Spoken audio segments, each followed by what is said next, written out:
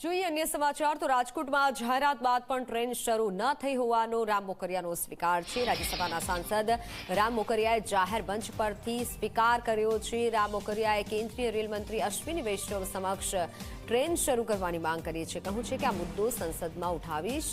ઉલ્લેખનીય છે કે 2 વર્ષ પહેલા 6 ટ્રેન રાજકોટને મળશે તેવી જાહેરાત કરાઈ હતી, પરંતુ આજ દિન સુધી રાજકોટને ટ્રેન નથી મળી।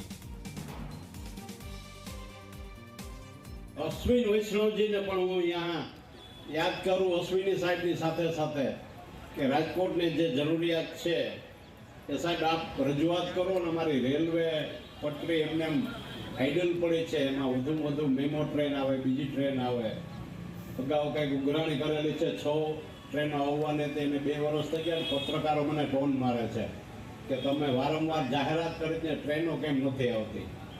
एनी जवाबदारी जे कई है आप अश्विनी जी आप साहब नी है।